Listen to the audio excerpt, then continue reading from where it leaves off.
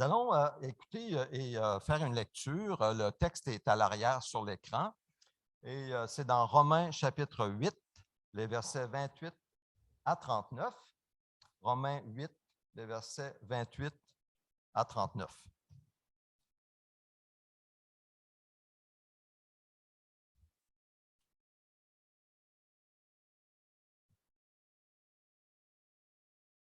Et je vais vous demander de vous lever pour faire honneur à la parole. Et encore là, quand je vous demande de vous lever, si jamais c'est trop difficile pour vous, vous pouvez rester assis, c'est correct. C'est en général, le groupe se lève pour faire honneur à la parole de Dieu. Alors, écoutons la parole de Dieu et recevons-la avec un cœur ouvert, avec le désir d'être transformé par cette parole. Du reste, nous savons que tout contribue au bien de ceux qui aiment Dieu, de ceux qui sont appelés conformément à son plan. En effet, ceux qu'il a connus d'avance, il les a aussi prédestinés à devenir conformes à l'image de son Fils, afin que celui-ci soit le premier-né d'un grand nombre de frères. Ceux qu'il a prédestinés, il les a aussi appelés, et ceux qu'il a appelés, il les a aussi déclarés justes. Et ceux qu'il a déclarés justes, il leur a aussi accordé la gloire. Que dirons-nous donc de plus? Si Dieu est pour nous, qui sera contre nous? Lui qui n'a pas épargné son propre Fils, mais il l'a donné pour nous tous, comment ne nous accorderait-il pas aussi tout avec lui? Qui accusera ceux que Dieu a choisis? C'est Dieu qui les déclare justes. Qui les condamnera? Jésus-Christ est mort. Bien plus, il est ressuscité, il est à la droite de Dieu et il intercède pour nous. Qui nous séparera de l'amour de Christ? Serait-ce la détresse, l'angoisse, la persécution, la faim, le dénuement, le danger ou l'épée? De fait, il est écrit, c'est à cause de toi qu'on nous met à mort à longueur de journée, qu'on nous considère comme des brebis destinées à la boucherie. Au contraire, dans tout cela, nous sommes plus que vainqueurs, grâce à celui qui nous a aimés. En effet, j'ai l'assurance que ni la mort, ni la vie, ni les anges, ni les dominations, ni le présent, ni l'avenir, ni les puissances, ni la hauteur, ni la profondeur, ni aucune autre créature ne pourra nous séparer de l'amour de Dieu manifesté en Jésus-Christ notre Seigneur. Amen. Seigneur, merci pour ta parole. Aide-moi maintenant, Seigneur, à communiquer le message que tu as pour chacun de nous. Permets-nous, Seigneur, ouvre nos oreilles, nos cœurs pour recevoir ce que tu as à nous dire aujourd'hui et méditer ce que tu as à nous dire comme un trésor. Au nom de Jésus, amen. Vous pouvez vous asseoir.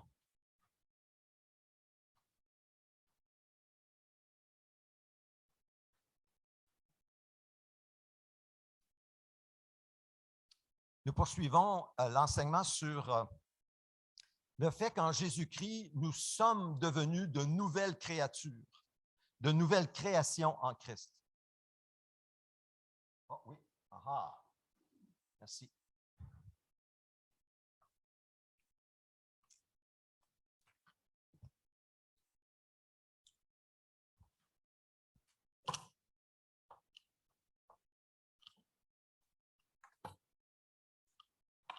Excusez, on va déplacer ça. Bon. Oui, c'est ça. Alors, on poursuit simplement l'enseignement que j'ai apporté depuis ces dernières semaines sur le fait que nous sommes de nouvelles créatures, de nouvelles créations en Jésus-Christ. Nous sommes des êtres nouveaux par l'Esprit de Dieu qui nous habite. Et le thème que je veux toucher aujourd'hui, c'est que parfois, il y a de la confusion qui s'installe dans nos esprits parce que nous confondons certains termes, par exemple humilité, nous le confondons avec humiliation. Puis on va développer ce genre de fausses compréhensions que parfois nous avons. Et donc, je veux parler de cette confusion et même parfois même d'avoir une nouvelle identité qui est tordue. Selon Wikipédia, la forêt tordue de Pologne est une curiosité naturelle couvrant 1,7 hectares. La particularité de cette forêt, c'est qu'elle contient environ 400 arbres et pins dont la base est fortement déformée. En effet, à environ 40 cm au-dessus du sol, les arbres semblent avoir été comme pliés et leur tronc présente un angle de 90 degrés, allant même peut-être jusqu'à 3 mètres parfois. Les arbres sont âgés de plus de 80 ans et mesurent de 11 à 12 mètres de hauteur. Évidemment, il y a plusieurs théories qui semblent vouloir expliquer pourquoi ces arbres ont poussé comme ça. Ces pins auraient été plantés en 1932 et taillés pour former des bois courbés. Ça, c'est la première théorie. Des bois courbés pour les besoins en menuiserie, par exemple des meubles où on a besoin de formes ondulaires, arrondies. La deuxième théorie, c'est qu'on a voulu faire des sapins de Noël particuliers. Je ne sais pas si on voulait faire une nouvelle mode à l'époque, mais ça, c'est une autre théorie. C'est qu'une équipe de chercheurs allemands prétend que, bon, c'est pour faire des sapins de Noël. Quoi qu'il en soit, quand nous regardons ces arbres, évidemment, on voit que ce n'est pas naturel, hein? Ce n'est pas équilibré non plus comme arbre. La beauté d'un arbre, quand on regarde un arbre, la beauté d'un arbre, ce n'est pas juste un arbre, c'est l'équilibre d'un arbre. Hein, les branches grosses de la même manière et que ça forme un équilibre. C'est ça la beauté d'un arbre. La beauté d'un arbre, en grande partie, c'est son équilibre. Et je pense qu'il en va de même pour la beauté de l'expression, et je souligne le mot expression aussi, la manière dont nous exprimons la nouvelle identité que nous avons en Jésus-Christ. Parce qu'une chose est sûre, Christ, l'Esprit de Dieu en nous, lui, il n'est pas déformé. Au contraire, il est parfait, il est complet en nous. Il n'y a rien qui lui manque en nous. Il nous apporte un salut complet, on n'a rien à ajouter. Lui, en nous, il est droit, il est équilibré, il est parfait, il est complet, mais l'expression de cette nouvelle vie, ça nous appartient et parfois c'est déformé. Parfois, c'est déformé. Et c'est ça que je veux toucher ce matin, cet après-midi. Ça arrive lorsque nous confondons dans nos esprits humilité et humiliation.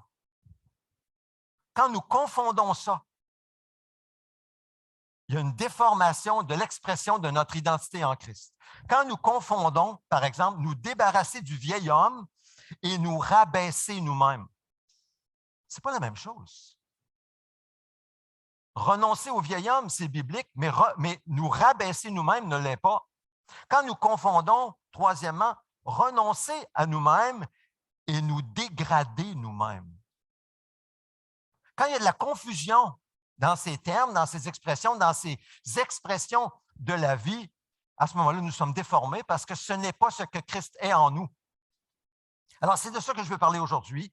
Restez avec moi. D'abord, on veut reconnaître très clairement que Christ, en nous, est équilibré. Il est d'une beauté extraordinaire en chacun de nous. L'Esprit de Dieu qui est en nous. Si vous l'avez reçu par la foi, en mettant votre foi en Jésus-Christ, par sa mort à la croix, l'Esprit qui est en vous est d'une beauté extraordinaire, d'une douceur et d'un amour, d'une tendresse incroyable. On ne peut pas la retrouver dans ce monde. Elle vient du ciel. C'est Dieu lui-même. Ça, c'est l'Esprit de Dieu qui est en nous. Il nous apporte une paix. Et si nous marchons par l'Esprit, alors à ce moment-là, nous sommes en santé. Si nous marchons par l'Esprit plutôt que selon notre ancienne nature, alors nous sommes en santé spirituelle et en étant en santé spirituelle, nous pouvons grandir jusqu'à la stature parfaite de Jésus-Christ, la maturité chrétienne. Et c'est ce que nous voulons, non? Nous voulons grandir dans la maturité, selon ce qui est écrit, jusqu'à ce que nous parvenions tous à l'unité de la foi et de la connaissance du Fils de Dieu, à la maturité de l'adulte, à la mesure de la stature parfaite de Christ. Alors, c'est pour ça qu'aujourd'hui, je trouve important de nous pencher sur ce qui pourrait faire obstacle à cette croissance, sur ce qui pourrait faire obstacle ou pourrait nous déformer dans cette croissance, parce que c'est possible lorsqu'il y a confusion dans nos esprits. Qu'est-ce que la santé spirituelle? À quoi ça ressemble pour vous, quelqu'un qui est en santé spirituelle? Avez-vous une image? C'est quoi? C'est qui? À quoi ça ressemble quelqu'un qui est en bonne santé spirituelle et qui pousse droit, qui grandit jusqu'à la stature parfaite de Christ? Il y a un texte dans la Bible que j'aimerais qu'on regarde. Par la grâce de Dieu, écrit Paul, l'apôtre, je suis ce que je suis. Et sa grâce envers moi n'a pas été sans résultat. Au contraire, j'ai travaillé plus qu'eux tous. Non pas moi toutefois, mais la grâce de Dieu qui est avec moi.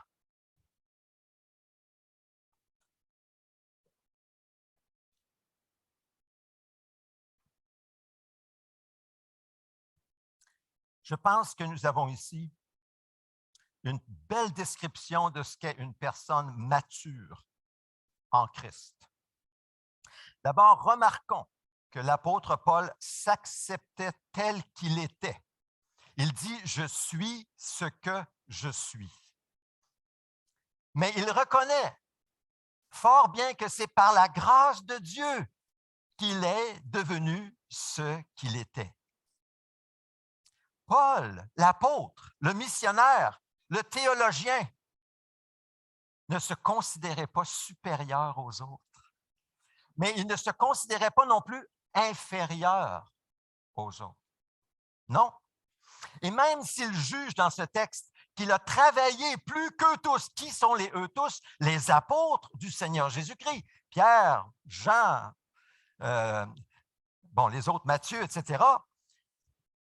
Ce qui, quand même, c'est pas peu dire. Ce n'est pas peu dire qu'il avait travaillé plus qu'eux tous. Même s'il disait ça, il ne se voyait pas comme étant supérieur, il ne se pétait pas les bretelles, mais il disait, ce n'est pas moi, c'est la grâce de Dieu qui est avec moi.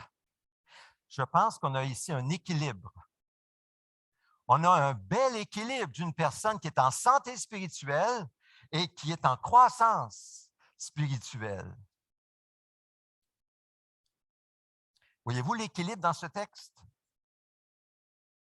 Je pense qu'on a une belle description d'un homme qui est mature, qui est en santé spirituelle. Maintenant, si on applique ça à nos vies, qu'est-ce que ça veut dire dans nos vies? Ça veut dire que pour être en santé et en croissance vers la stature parfaite de Christ, nous devons nous accepter tels que nous sommes.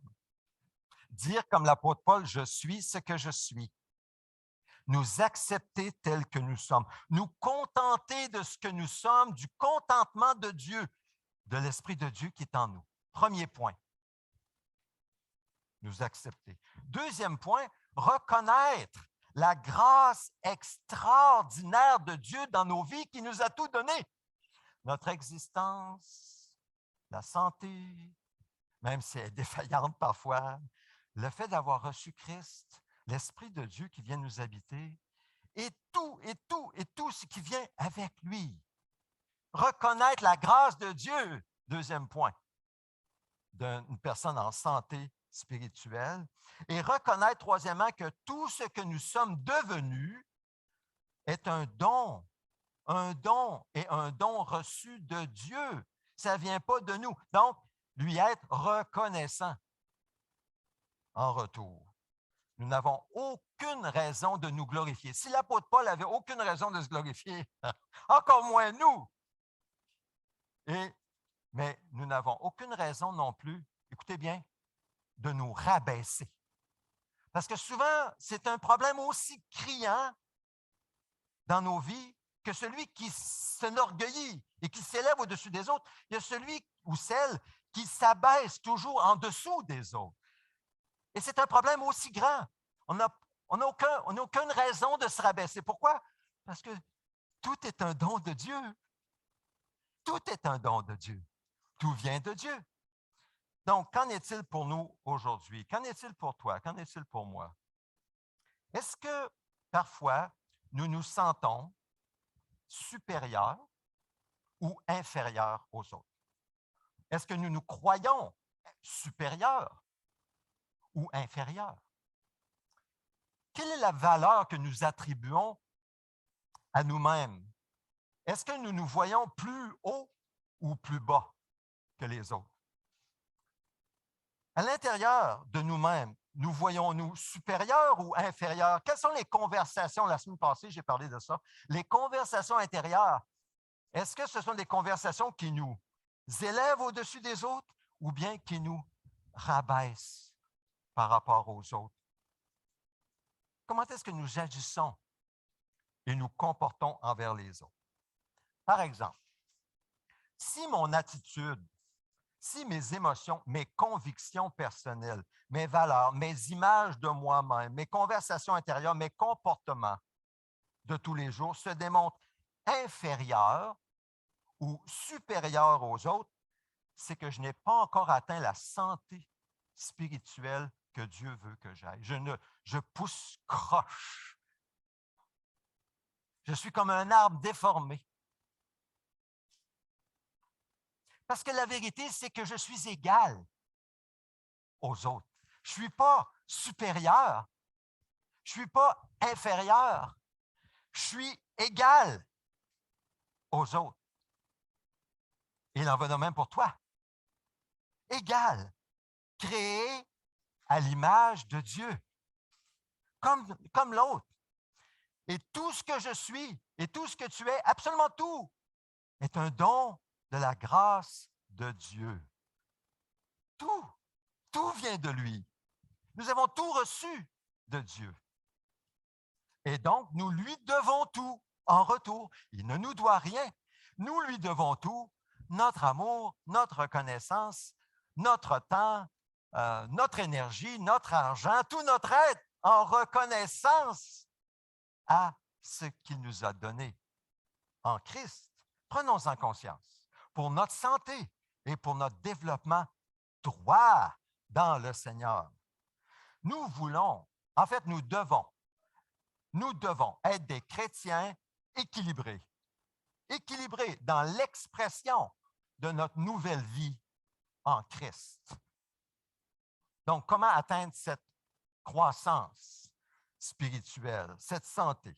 Aujourd'hui, nous examinons rapidement trois vérités de notre nouvelle identité en Christ que nous avons vues ces dernières semaines, mais qui sont parfois tordues à cause d'une confusion dans nos esprits. Et tout à l'heure, je les ai décrites rapidement. Et à cause de cette confusion, nous sommes déséquilibrés. Nous poussons comme ça, puis on ne s'en rend peut-être pas compte. Mais on pousse comme ça dans la vie, on chemine, on grandit dans la marche chrétienne, mais on est toujours comme ça, pensant que c'est comme ça être chrétien. Mais non. Alors, on va regarder attentivement la parole aujourd'hui pour que, un peu comme la parole va être comme un tuteur là, placé près de nous, puis laissons le Seigneur là, tirer. Là. Laissons-le tirer pour qu'on revienne là, selon le tuteur. Le tuteur, c'est la parole de Dieu, c'est Jésus-Christ. Laissons-le tirer. Puis si ça fait mal, c'est correct, c'est pas grave. Seigneur, tire, je veux être droit. Hein? Amen? Amen. Première chose que nous confondons, humilité et humiliation. C'est très commun.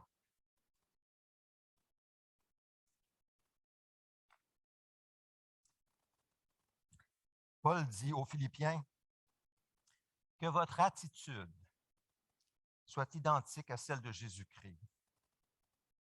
Lui qui est de condition divine. Il n'a pas regardé son égalité avec Dieu comme un butin à préserver, mais il s'est dépouillé lui-même en prenant une condition de serviteur, en devenant semblable aux êtres humains. Reconnu comme un simple homme, il s'est humilié lui-même, en faisant preuve d'obéissance jusqu'à la mort, même la mort sur la croix. Dieu désire former l'humilité du Seigneur Jésus-Christ en nous. L'humilité, la beauté de la sainteté, comme écrivait Andrew Murray. Cette beauté que Paul expérimentait lui-même dans un degré quand même très élevé, à mon avis. À l'inverse, Satan veut nous humilier constamment. Il cherche toujours à nous rabaisser, à nous détruire, jusqu'à nous tuer s'il le peut. Remarquons dans le texte devant nous que Jésus savait qu'il était de condition divine. Il savait qu'il était Dieu. Il savait qu'il était sans péché, qu'il était d'une beauté parfaite au niveau de la sainteté. Il le savait et il ne l'a jamais renié. Il ne s'est jamais rabaissé à ce niveau-là. Non, mais il a utilisé sa beauté pour nous servir comme un esclave, jusqu'à laver les pieds de ses disciples et à mourir sur une croix maudite par Dieu pour toi et pour moi, pour porter notre péché. Ça, c'est l'humilité. mais il ne s'est jamais rabaissé lui-même. Non, il était et il est toujours Dieu, fait homme. C'est ce que Jésus a fait. L'humilité dans nos vies, c'est la marque d'un esprit qui est lucide et sain.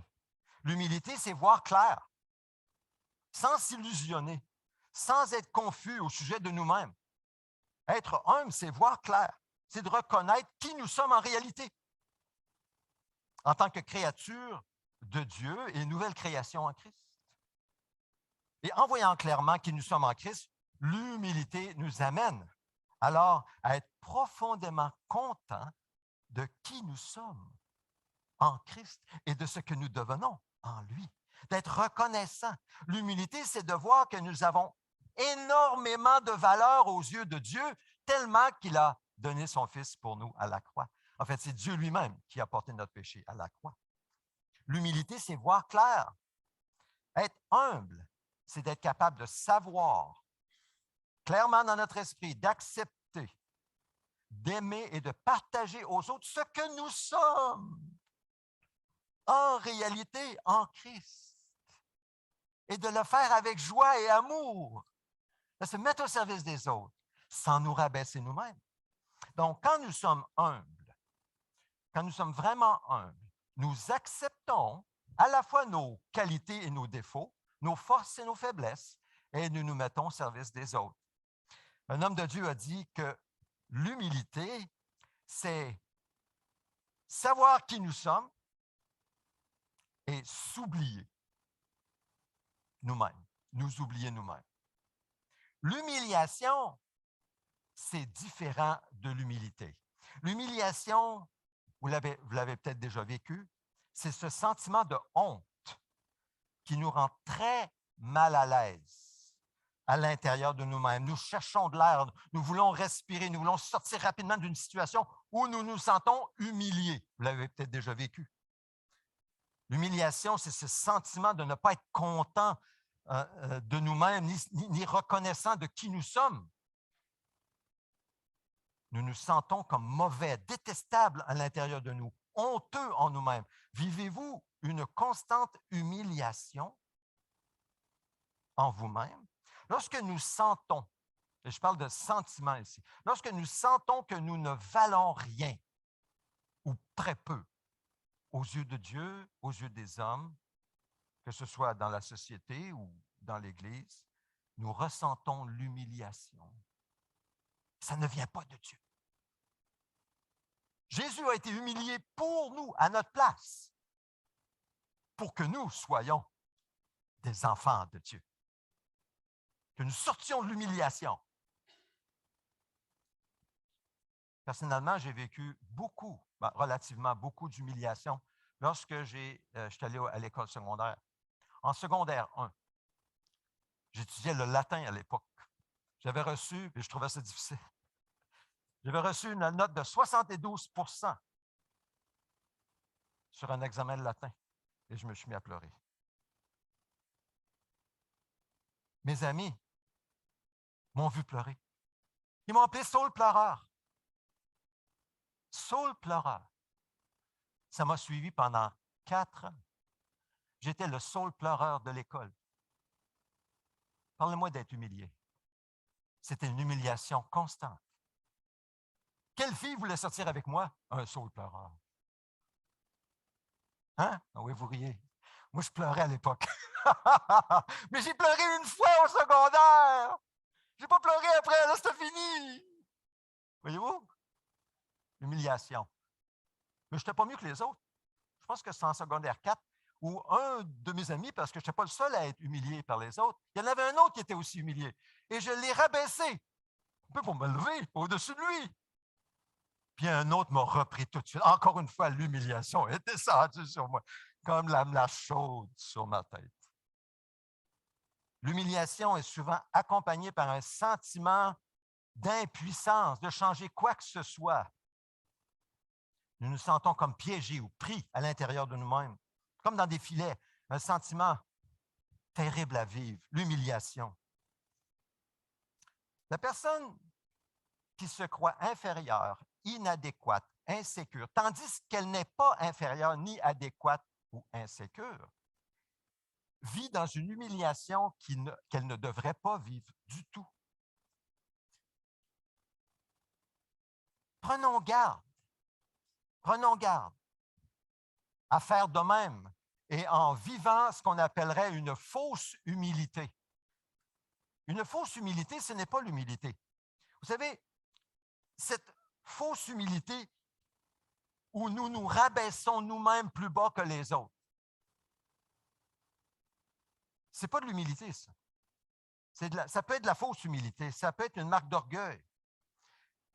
Parce que l'humilité, c'est être reconnaissant de ce que Dieu, de ce que nous sommes, tel que nous sommes par la grâce de Dieu, pour parler et nous comporter en conséquence. C'est d'être reconnaissant pour ce que nous sommes, pas nous placer, pas nous considérer moins que ce que nous sommes. Non, tel que nous sommes. Et je pense que Paul avait appris à faire cela. Jésus, et je termine ce point en disant que Jésus n'était pas un homme humilié, il était un homme humble.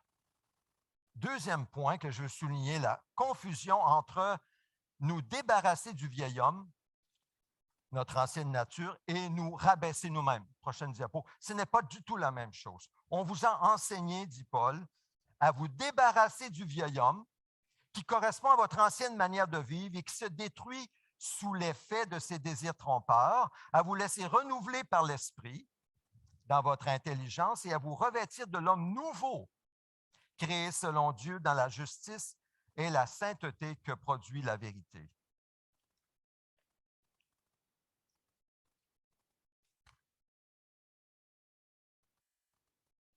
À quoi ressemble, d'après vous, un homme nouveau, selon le texte? À quoi ça ressemble? Alors, Paul l'explique dans les versets suivants en disant « L'homme nouveau ne ment pas comme style de vie, comme habitude de vie. » Prochaine diapositive. Il ne dit pas des demi-vérités qui, en fait, sont des mensonges dissimulés. L'homme nouveau ne ment pas en tant qu'habitude. Il dit la vérité en tout temps. C'est pourquoi Paul écrit, c'est pourquoi, vous débarrassant du mensonge, dites chacun la vérité à votre prochain, car nous sommes membres les uns des autres. Karen et moi, nous sommes rendus à un moment, à un point de notre vie où il faut que nous nous débarrassions de toutes ces affaires accumulées depuis des années.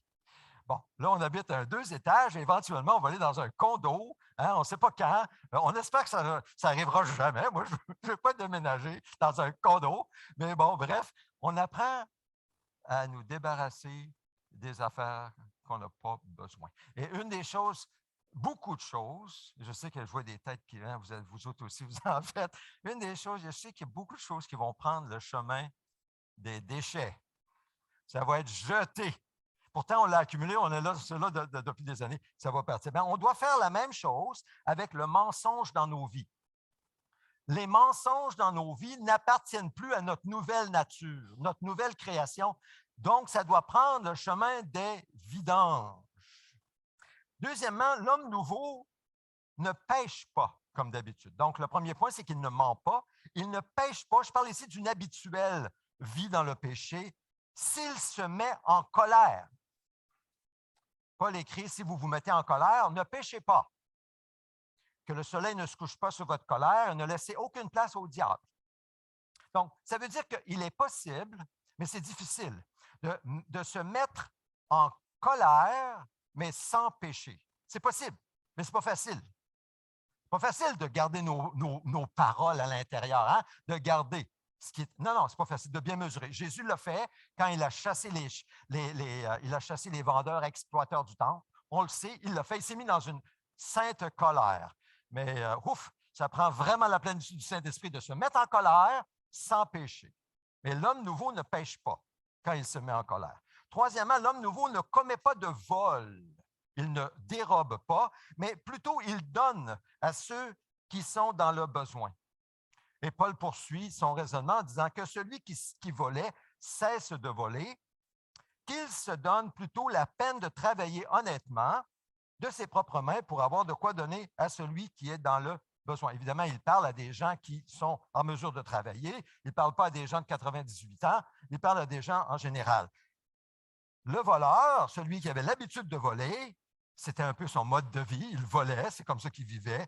Il connaît une grande paix lorsqu'il reçoit Christ et le pardon du Seigneur et qu'il se met plutôt à travailler honnêtement de ses mains pour donner à ceux qui sont dans le besoin. Mais ça n'a pas besoin d'être voleur pour vivre cette grande paix-là.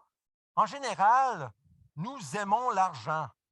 Puis lorsque nous aimons l'argent plus que Dieu, eh bien, Jésus dit que nous sommes en danger.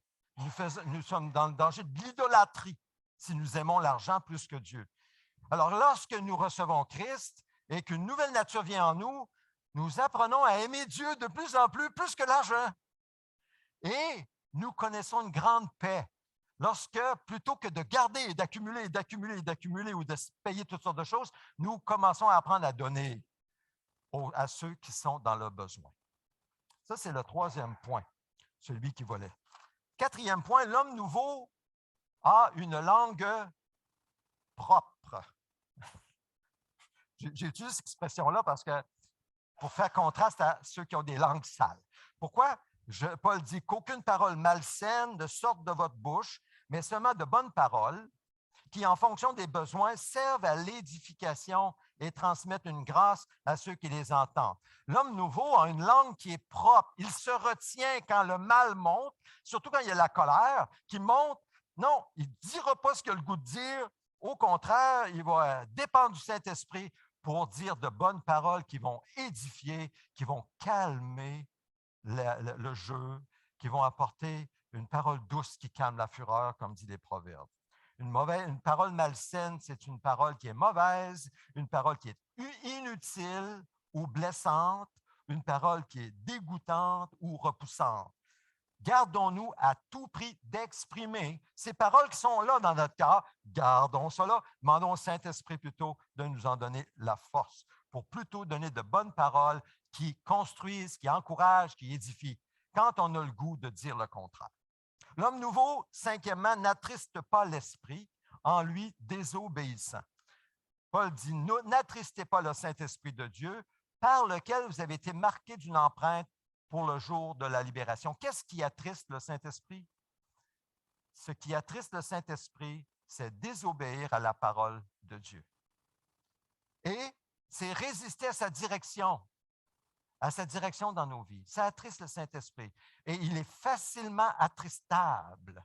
Il est très doux, le Saint-Esprit, est très tendre.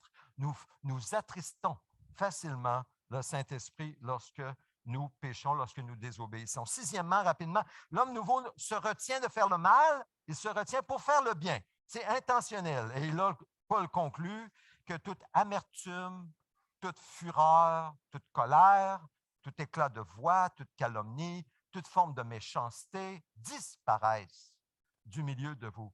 Soyez bons, pleins de compassion, les uns envers les autres. Pardonnez-vous réciproquement, comme Dieu nous a pardonné en Christ. Voici le nouvel homme. Voici le nouvel homme que nous devons revêtir une fois pour toutes et garder le vêtement de ce nouvel homme. Parce que l'idée de se revêtir et se dévêtir, c'est une fois pour toutes. C'est que nous devons d'abord nous dévêtir, nous débarrasser du vieil homme. Une fois pour toutes. C'est résolu, c'est intentionnel, c'est on brûle nos ponts. On revêt l'homme nouveau pour le reste de notre vie. C'est intentionnel. Mais faisons bien attention.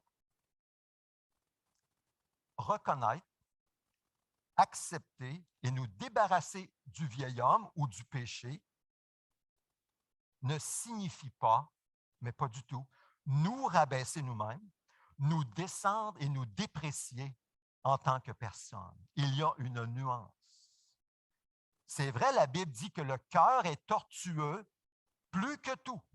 Il est incurable. Et comme on a vu dernièrement, c'est pour ça que le Seigneur nous donne un nouveau cœur. Il est incurable, notre vieux cœur, à cause du péché. C'est Jérémie qui dit cela. Mais le texte souligne que notre cœur, quand il parle qu'il est incurable, ça veut dire qu'il est totalement dépravé. Ça veut dire que dans tous les domaines de notre vie, que ce soit la raison ou notre volonté, domaine spirituel, émotionnel, dans tous les domaines de notre vie, nous sommes marqués comme au fer rouge par le péché, un peu comme empoisonnés. Puis c'est là. On ne peut rien y faire. Donc Dieu nous a donné un nouveau cœur pour remplacer notre ancien. C'est pour ça que ça prend la grâce surabondante de Dieu dans nos vies pour venir guérir et libérer notre cœur. Et justement, cette grâce est disponible en Jésus-Christ. Elle est plus disponible que le lait à l'épicerie, en fait. Cette grâce est disponible. Il veut que nous venions à lui pour la recevoir. C'est par la grâce que vous êtes sauvés, par le moyen de la foi. Mais le fait que nous sommes marqués par le péché ne revient pas à dire que nous sommes des vers, des moins que rien, des minables. Non. C'est le péché que nous devons descendre et rabaisser en nous. Pas nous, pas la nouvelle nature, pas le nouveau moi. Je vais expliquer dans quelques instants. L'apôtre Paul nous avertit de prendre garde de ceux qui voudraient nous encourager à nous rabaisser nous-mêmes, parce qu'il y en a. Il écrit aux Colossiens que personne, par son goût d'une fausse humilité et du culte des anges, ne vous prive de la victoire. Ils disent ne prends pas, ne goûte pas, ne touche pas. Elle ne concerne que des choses destinées à disparaître dès qu'on en fait usage. Il s'agit là, bien sûr, de commandements et d'enseignements humains. Ils ont, et là je souligne, en vérité une apparence d'humilité, de sagesse, car ils indiquent un culte volontaire de l'humilité et le mépris du corps. Mais ils sont d'aucune valeur et ne servent qu'à la satisfaction personnelle. Plusieurs religions dans ce monde ont mis des poids sur les consciences des gens par ce genre de choses. Faisons attention, que personne ne nous trompe. Le mépris du corps, l'abaissement personnel devant les autres ont une apparence d'humilité seulement. Mais c'est du faux semblant, c'est de la poudre aux yeux. Et ça ne mène pas du tout à l'humilité, mais plutôt à une forme d'orgueil, la fausse humilité. C'est du faux semblant. Lorsque nous glissons dans ce genre d'hypocrisie, ça nous conduit à notre propre justice arrogante vis-à-vis des autres. Prenons garde de ne pas nous comporter comme des pharisiens du 21e siècle. Quand on y pense, se rabaisser soi-même volontairement devant les autres pour donner une apparence d'humilité qui est une fausse humilité, c'est un acte centré sur soi. Avez-vous remarqué? Nous nous rabaissons nous-mêmes. Nous nous considérons plus petits que les autres. Nous traitons comme des moins que rien. Mais nous sommes toujours centrés sur nous-mêmes et non sur Jésus. Quand nous sommes centrés sur nous-mêmes, que ce soit celui qui s'élève ou que celui ou celle qui s'élève, celui ou celle qui s'abaisse, toujours centré, c'est de l'orgueil. C'est une forme d'orgueil. Et c'est pousser croche. Faisons attention, ne confondons pas l'humilité et l'humiliation, et ici, se débarrasser du vieil homme et se rabaisser soi-même.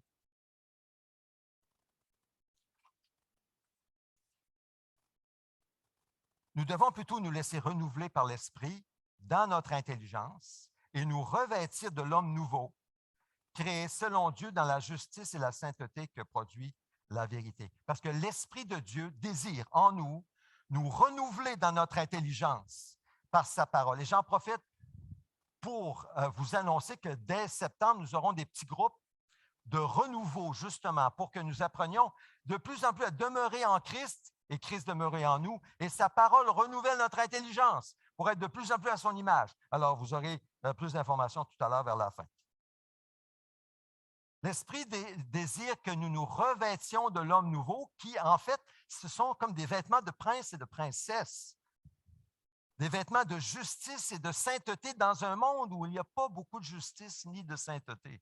Ce sont des vêtements vraiment royaux que nous portons. Alors, nos vieux vêtements, les mensonges, les tromperies sont pour les vidanges. Les nouveaux vêtements, c'est ce que nous portons en comptant sur Dieu. Une troisième vérité tordue, et c'est la dernière que je vais souligner aujourd'hui, c'est que nous pouvons confondre renoncer à nous-mêmes et nous dégrader nous-mêmes. Ce n'est pas la même chose. J'ai été crucifié avec Christ, écrit Paul. Ce n'est plus moi qui vis, c'est Christ qui vit en moi. Et ce que je vis maintenant dans mon corps, je le vis dans la foi au Fils de Dieu qui m'a aimé et qui s'est livré lui-même pour moi. Comprenons bien ce que Paul dit ici. Renoncer à nous-mêmes, c'est biblique. Mais nous dégrader nous-mêmes ne l'est pas. Renoncer à nous-mêmes signifie renoncer à être notre propre Dieu dans la vie. Renoncer intentionnellement à suivre nos propres désirs pécheurs et égoïstes. C'est ça, renoncer à soi. Un comportement indifférent ou méchant envers les autres. Nous renonçons à cela. Nous renonçons au péché, nous renonçons à nous-mêmes. Renoncer à nous-mêmes ne signifie pas nous descendre, nous effacer, devenir rien, se volatiliser, comme si on n'était pas là. Non, pas du tout. Renoncer à nous-mêmes, c'est bon et essentiel pour que l'Esprit du Christ vienne habiter en nous et vive sa vie en nous et nous communiquer sa puissance et son assurance avec les autres. Vendredi, il y a quelques jours, il y a 2 jours, Karen et moi, nous avons joué le rôle de Grammy et Grand-Papa. Alors, on a Christina, notre fille, vous savez, ils ont 5 enfants. Elle et Linda sont partis en escapade. On a changé de voiture. Puis nous, on a pris les 5 enfants, puis on est allé en escapade dans une autre direction. On est allé à la ferme. Et après avoir joué dans les jeux, on est allé au kiosque. Il y avait un kiosque de légumes. On pensait acheter des légumes. On a acheté finalement du maïs. Puis là, on arrive au kiosque. Karen est avec les enfants. Hein? Puis là, il y a un homme qui est là, juste à la porte du kiosque. Puis là, il commence à compter les enfants. Puis là, il n'en revient pas. Il dit, là, il fait ça. Là, il est tout mêlé. Il dit quoi? J'ai dit 5. 5 enfants. Là, on commence à parler des 5 enfants. Puis là, il dit, moi, j'ai 3 enfants adultes, mais je n'ai pas de petits-enfants encore. Tu sais. Puis là, ben, la discussion part, on commence à jaser. Puis là, ça tombe dans les valeurs. Les valeurs, j'ai dit, nous, on est croyants. C'est très important pour nous, la famille. Puis là, notre fille aussi est croyante. On parle de ça. Puis bon, là, il me dit, ah oui. Puis là, nous aussi, la religion, il parle de la religion. En tout cas, là, je ne raconterai pas tout ce qu'il m'a dit. Mais finalement, il me dit, ah oui, moi, j'ai beaucoup de respect pour Jésus, celui qu'on a cloué sur un 2x4. C'est la première fois que j'entends ça. Il devait venir de la construction, certains, ce gars-là. En tout cas, je n'ai pas poussé. J'ai dit, bon, OK, c'est une manière de le voir. Mais la religion, là, non. Moi, c'est fini. Moi, je ne veux rien savoir des religions. Mais Jésus, oui. Très intéressant. On a un point commun. On continue à développer ensemble, à parler. Et puis, là, je lui dis, bon, les textes, c'est important de lire le texte parce que c'est Dieu qui nous parle par la parole. Ah oui, mais le téléphone arabe, vous savez, le téléphone arabe. Moi, j'ai dit, mais le téléphone arabe, c'est pas écrit, ça. C'était écrit. Là, j'y parle, Jules César, on a 56 écrits de Jules César, semble-t-il. On a 10 000 copies des textes du Nouveau Testament. C'est solide, là. Donc là, je dis, bon, j'ai lu assez pour dire que c'est pas mal solide. Là, quand on lit la Bible, c'est le texte. C'est le texte qui est vraiment digne de foi pour nous. Puis là, sa femme vient se joindre à notre conversation. Et puis là, je l'encourage, évidemment. Là, Karen est avec les enfants. Là, moi, je suis en discussion. Ça fait une dizaine de minutes que je jase avec le monsieur. On est en pleine discussion. Karen, elle renonce à elle-même, là. Puis moi aussi, dans un sens. C'est par la foi tout ça, là. Les 5 enfants, finalement, c'est correct, là. Mais là, je l'encourage à lire l'Évangile selon Jean. Mais pas juste intellectuellement, mais dans un désir d'écouter Dieu, c'est-à-dire de vouloir entrer en relation avec lui. Lisez-le comme si vous voulez qu'il vous parle. Puis sa femme a dit, l'Évangile de Jean, vous dites? J'ai dit oui. Ah, mais ça, c'est le petit livre qu'on m'a donné. Mais je ne l'ai pas lu encore. Elle l'a chez elle. Elle ne l'aurait peut-être pas lu. Elle avait peut-être besoin de mon témoignage, mon encouragement. Là, tiens, elle vient de faire un lien avec l'Évangile de Jean. Peut-être que cette semaine, c'est quelqu'un qui a besoin de votre témoignage pour l'encourager. Hein? À faire ce qu'elle a entendu avec l'autre chrétien qui lui a parlé il y a quelque temps. Là. l'importance de renoncer à soi-même pour laisser le Seigneur vivre en nous. Parce que l'Esprit, il va nous utiliser quand nous renonçons à nous-mêmes pour que ce soit lui qui nous guide et nous dirige. Maintenant, renoncer à soi, ça ne veut pas dire se rabaisser ou se dégrader. Non. On voit dans le texte de Galates 2:20, regardez le texte avec moi. Regardons ensemble que, et là je vais terminer dans quelques instants, que Paul, là, il n'est pas complètement dégradé ici, pas du tout. Il n'est pas dégradé. Lisons-le ensemble, je vais faire une emphase pour le souligner. Il dit, j'ai été crucifié avec Christ, ce n'est plus moi qui vis, c'est Christ qui vit en moi. Ce que je vis maintenant dans mon corps, je le vis dans la foi au Fils de Dieu qui m'a aimé et qui s'est donné lui-même pour moi. Voyez-vous, Paul, il est là. C'est sûr que Christ est dans sa vie, mais justement, il est en train de dire que ce n'est plus son ancienne nature, ce n'est plus son ancienne vie, ce n'est plus ses anciennes pulsions pécheresses qui guident sa vie, c'est l'Esprit de Dieu. C'est Christ. Et pour cela, il faut renoncer à soi, il faut que mon moi soit crucifié. Vous savez, nous avons deux moi. Ceux qui sont nés de nouveau de l'Esprit, nous avons deux moi. Nous avons le moi naturel, pécheur, crucifié. Mais nous avons un nouveau moi. Le moi ressuscité. Le moi nouveau. La nouvelle nature. La beauté de la sainteté. Ce moi, il est dans la joie. Ce moi, il ne se dégrade pas. C'est ton moi, c'est ton nouveau moi, c'est mon nouveau moi. On ne se dégrade pas dans ce nouveau moi. Mais le péché, oui.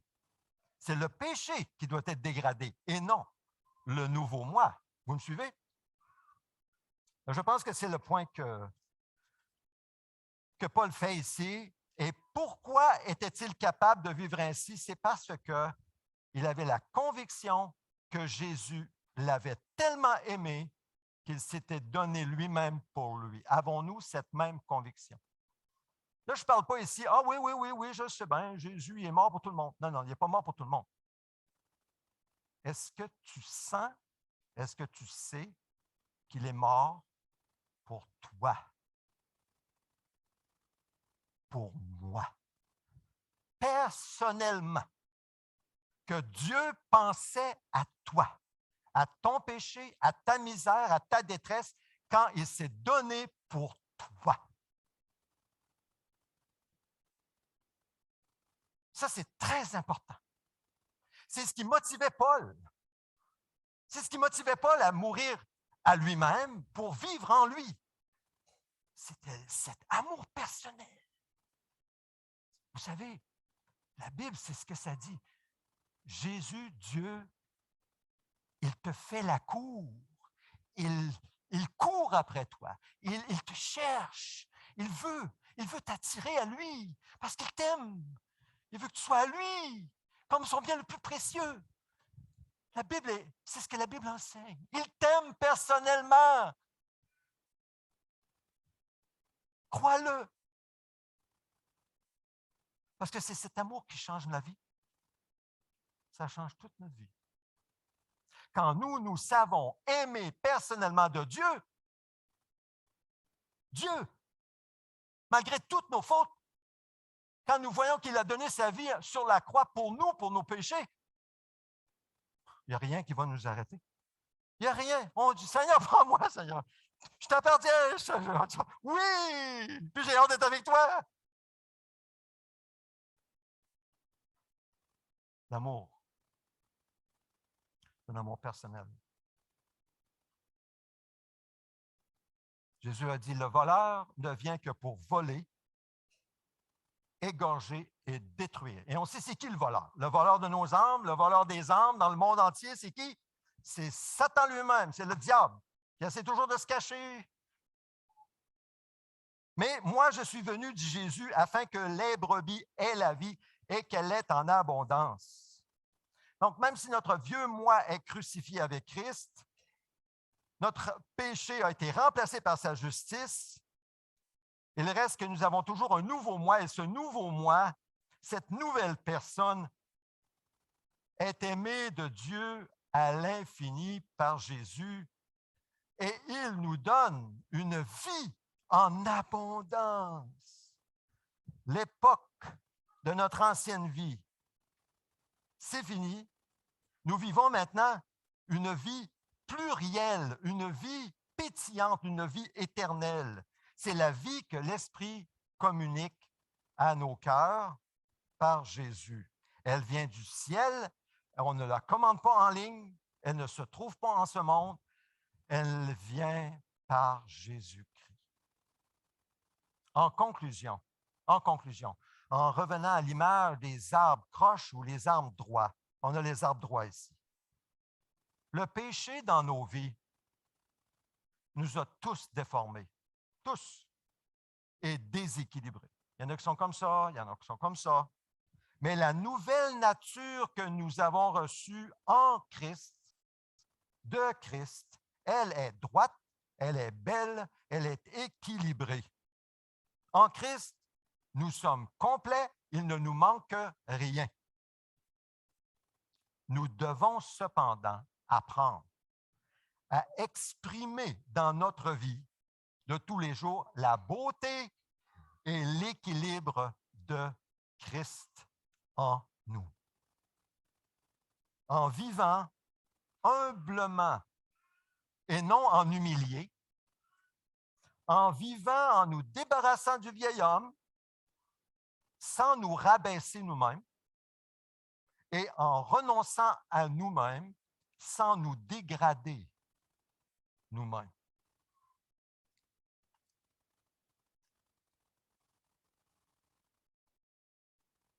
Approchons-nous du Seigneur.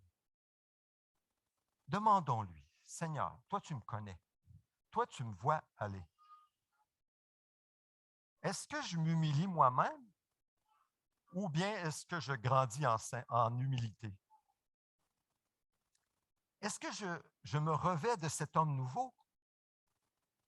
Et en me revêtant de cet homme nouveau, je me rabaisse moi-même? Ou bien est-ce que je laisse cet homme nouveau se développer en moi? Et Seigneur, je renonce à moi-même, mais est-ce que je me dégrade aussi devant les autres ou même à mes yeux? Que le Seigneur nous éclaire pour nous permettre d'être en santé et en bonne croissance spirituelle. Prenons un temps de silence.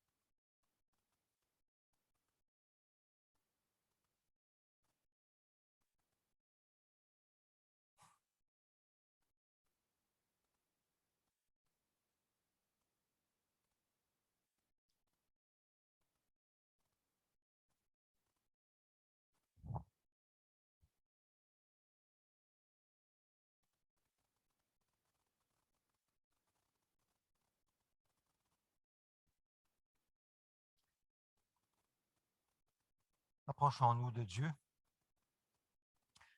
par la table du pain et du jus pour vivre un temps de communion avec lui, lui confessant nos fautes. Il est présent au milieu de nous. Cette table, c'est pour tous ceux et celles qui ont cru en Christ, qui dépendent de lui pour leur salut, qui sont conscients de leur péché. Si vous êtes conscient d'un péché dans votre vie, confessez-le au Seigneur. Cette table, c'est pour vous. Ce n'est pas seulement la table de cette Église, c'est pour tous ceux et celles qui connaissent Jésus comme Seigneur et Sauveur personnel. Alors, il y a deux types de coupes. La coupe où on a le jus seulement, l'autre où il y a une petite gaufrette à l'intérieur. Alors, vous prenez celle que vous désirez. Si vous prenez celle avec le jus, alors vous prenez un petit morceau de pain aussi dans cette assiette. Alors, je vous invite à vous approcher de la table et en prenant le pain et le jus, considérez que c'est le sacrifice de Christ pour vous comme pour moi qui a pris nos fautes dans son corps crucifié pour nous en libérer, afin de faire de nous des enfants de Dieu. Alors venez, prenez l'allée centrale, venez chercher une coupe.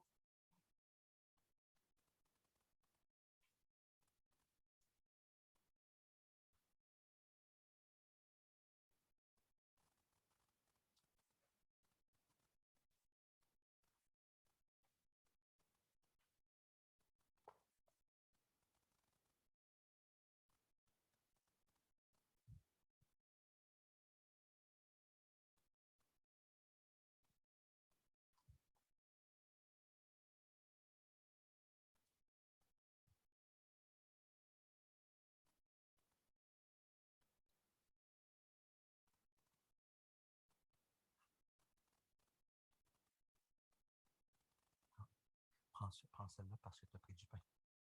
Oui, c'est ça.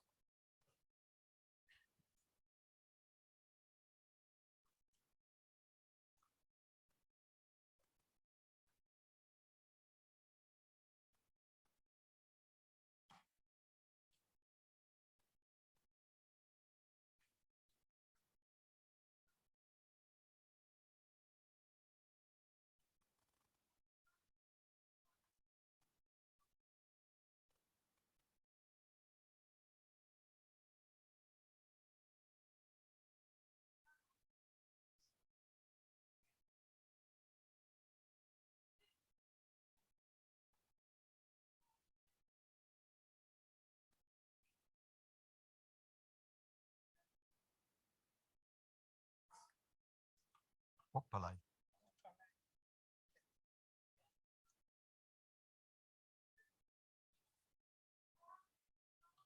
C'est un petit accident.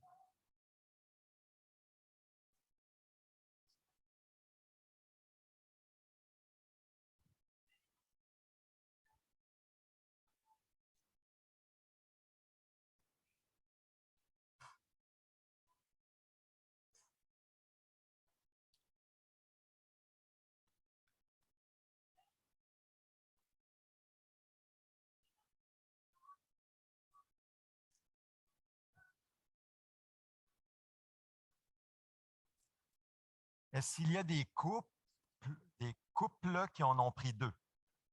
Par exemple, est-ce qu'il y a des couples qui peuvent partager parce qu'on n'en a plus présentement? Non, c'est correct parce que voilà. On veut partager le repas avec tout le monde.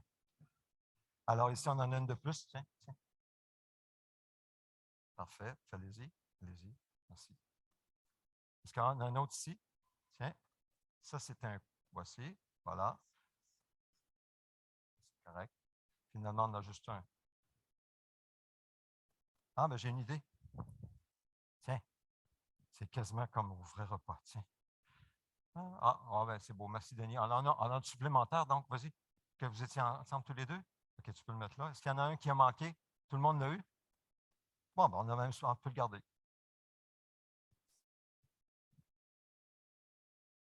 Ah, merci, Karen. C'est bon, c'est suffisant. Oui. Il y a plus de monde cette semaine que dans les dernières semaines. Donc, ça explique. On est content que vous soyez là. Vraiment. Donc, la parole de Dieu dit que le Seigneur Jésus, la nuit où il a été arrêté, a pris du pain. Après avoir remercié Dieu, il a rompu et a dit, prenez, mangez. Ceci est mon corps qui est rompu pour vous. Faites ceci en souvenir de moi. Prenons-en tous.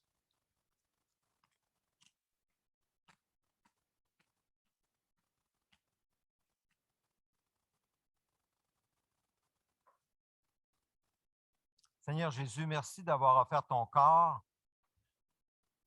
pur, sans péché, en offrande comme un agneau pascal, un agneau de Pâques, un agneau pur et sans tache en sacrifice pour nos péchés. Et en prenant ce pain, nous déclarons notre foi en toi, nous comptons sur toi seul, pour être unis à toi, unis dans ton corps crucifié, afin que tu nous communiques ta justice et ta sainteté en prenant nos péchés en échange et tous nos péchés. Merci Jésus.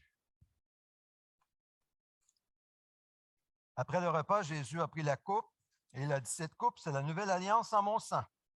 Faites ceci en souvenir de moi toutes les fois que vous en boirez. Prenons-en tous.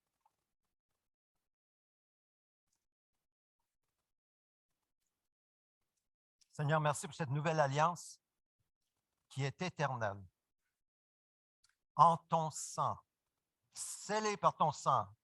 Seigneur, tu seras fidèle à ton alliance, car tu as donné ta parole. Aide-nous à être fidèles de notre côté à nos engagements envers toi, en suivant ta parole pour la mettre en pratique de mieux en mieux dans nos vies. Merci de pardonner nos péchés. Nous te le demandons au nom de Jésus. Amen. Vous pouvez mettre la petite coupe juste devant vous. Il y a les petites ouvertures dans le banc. Prions ensemble. Seigneur, merci pour ta présence parmi nous. Nous voulons simplement venir dans ta présence maintenant. Tu connais nos cœurs. Je ne pourrais pas mentionner tous les besoins de cette Église, mais tu les connais. Tu vois ceux qui cherchent du travail. Tu les connais, Seigneur. Pourvois à du travail dans le domaine de bons emplois, Seigneur Dieu. Tu vois ceux qui souffrent dans leur corps. Tu vois, Seigneur, la maladie qui fait souffrir le corps, Seigneur. Oh, nous venons simplement à tes pieds, comme on venait à l'époque quand tu marchais sur la terre. Tu es ici présent par ton esprit. Nous venons à toi tels que nous sommes. Seigneur, dis une parole et nous serons guéris. Merci, Seigneur Dieu, pour ta puissance dans la vie de ceux qui sont en recherche, qui t'écoutent, puis qui ont besoin d'être éclairés. Éclaire, Seigneur, de ta lumière avec ta parole, ceux qui ont besoin d'entrer en communion, en relation avec toi, d'être réconciliés pour être et devenir tes enfants, Seigneur. Bénis la semence de ta parole dans les cœurs de nos enfants, nos petits-enfants, nos collègues, nos amis, nos voisins, bref, tous ceux à qui nous avons semé, cet homme à qui j'ai partagé cette semaine. Bénis ta semence au nom de Jésus. Amen. Amen. Alors, je vais vous inviter à vous lever pour faire la prière que le Seigneur nous a enseignée.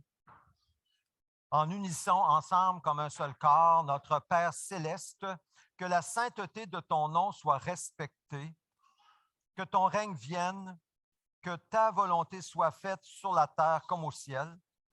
Donne-nous aujourd'hui notre pain quotidien. Pardonne-nous nos offenses, comme nous aussi nous pardonnons à ceux qui nous ont offensés. Ne nous expose pas à la tentation, mais délivre-nous du mal et du malin, car c'est à toi qu'appartiennent dans tous les siècles le règne, la puissance et la gloire. Amen. Et la vision de notre Église, ô Dieu, nous te désirons de tout notre cœur. Fais de nous une Église interculturelle, renouvelée et en santé. Viens, transforme-nous de sorte que nous devenions des disciples centrés sur Christ, dynamisés par l'Esprit, axés sur la mission et capables de nous multiplier partout. Suivons Jésus avec passion, un pas à la fois. Prions, allons, soutenons et faisons des disciples de toutes les nations. Vous pouvez vous asseoir. Prions. Seigneur, merci pour les emplois, le fait que tu pourvoies nos besoins. Seigneur, nous t'apportons nos dîmes et nos offrandes. Puisses-tu les recevoir comme un parfum de bonne odeur pour ta gloire et l'avancement de ton règne. Seigneur, aide-nous, permets-nous, Seigneur, vraiment, libère-nous pour que nous participions à ton œuvre dans ce monde, car nous aurons des dividendes éternels selon ta parole. Nous prions au nom de Jésus. Amen. Quelques annonces en terminant. Quelques annonces. J'ai parlé tout à l'heure dans la prédication des petits groupes dès septembre de renouveau. Alors, pour être transformé dans notre caractère en demeurant en Christ, ça va être offert à tous les 2 dimanches.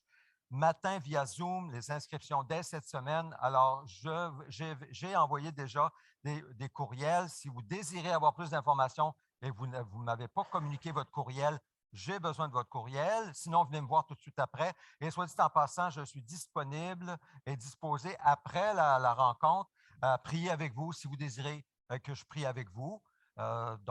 Prochaine annonce. L'Église ouverte en nous chaque jeudi de 13h à 14h30. Si vous désirez, vous êtes disponible, vous pouvez venir. L'Église est ouverte. Vendredi, nous avons un pique-nique à Place Jean-Béliveau à 18h. Notez bien, nous allons manger ensemble, vous apportez votre repas, on a des hot dogs. On partage la parole, on partage les uns avec les autres. C'est un bon moment. Si vous voulez inviter un ami, c'est un excellent moyen, on pourrait dire, de vivre l'Église à l'extérieur des murs. Pierre part au Niger, ça rime. Donc, du 31 août au 20 octobre, Pierre, c'est celui qui est à ma gauche ici. Il va servir avec les Cameron au foyer étudiant universitaire. Ça correspond à notre vision de prier, aller et soutenir. Nous voulons prier pour lui. Lui, il y va et nous le soutenons par la prière et financièrement si c'est possible. Présentation dimanche prochain, 21 août, lors de notre célébration. Il va nous parler davantage de cette mission. Donc, dans 2 dimanches, 28 août, 9h45, on n'aura pas de rencontre l'après-midi. C'est à 9h45 à l'Église de Lévis, mais en même temps, c'est une épluchette de blé d'Inde, hot dog. Vous apportez une salade si vous venez, si possible, un dessert pour compléter le tout. Alors, nous allons avoir la visite des Young, le jeune couple pasteur de Montréal qui débute une nouvelle église. Il va être avec nous. Et il y a d'autres invités. Si vous avez besoin de transport, laissez-moi savoir. Déjà, il y a des gens qui ont offert le transport. Il y a des places dans les voitures. Donc, communiquez avec moi les besoins ou si vous pouvez offrir du transport. Aussi, ce que nous offrons ici, étant donné que l'homme ne vivra pas de pain seulement et de toute parole qui sort de la bouche de Dieu, le message d'espoir au numéro 418-682-0007, 24 heures sur 24, 7 jours sur 7. C'est l'Évangile en 3 minutes que vous pouvez écouter sur répondeur. Vous pouvez donner ça à un ami, un contact, quelqu'un qui veut écouter l'Évangile. C'est moi qui fais ce message à chaque dimanche. La page Facebook Il y a mieux, ce sont des méditations quotidiennes, uniquement la parole de Dieu. Moi, j'utilise ça chaque jour. C'est ma nourriture de base à chaque jour. Je ne fais pas que ça, mais ça commence comme ça ma journée. La page Facebook de l'Église, vous pouvez écouter la vidéo de la prédication d'aujourd'hui, par exemple, et les autres passés. Et dès septembre, je vais très fort probablement, offrir ce qu'on appelle les bouchées de vérité. C'est la confession de foi de l'Alliance chrétienne et missionnaire en petites bouchées. Maison de prière, c'est mercredi soir, 19h, c'est sur Zoom. L'étude biblique fait une pause cet été pour reprendre en septembre. Et aujourd'hui, nous célébrons les anniversaires de Daniel Junior. Aujourd'hui même, tout à l'heure, on va aller lui dire un beau bonne fête. Je vais apporter mon coffre avec mes petits cadeaux. Jenko, mardi le 16 août et Marc, jeudi 18 août. Bonne fête, Marc! Joyeux anniversaire et Chantal et Pierre-Serge, anniversaire de mariage. Demain, 15 août. Alors, je vous invite à vous lever pour la bénédiction. Et c'est ainsi que nous allons terminer cette rencontre. Recevons la bénédiction de Dieu, le Dieu de toute grâce, vous a appelé à Jésus-Christ, en Jésus-Christ, à sa gloire éternelle. Après que vous aurez souffert un peu de temps, il vous rétablira lui-même, vous affermira, vous fortifiera, vous rendra inébranlable. À lui soit la gloire et la puissance au siècle des siècles. Amen. Bonne fin de journée. Si vous désirez prier, vous pouvez venir à l'avant, je vais prier avec vous. Sinon, on se retrouve en bas au sous-sol pour partager ensemble.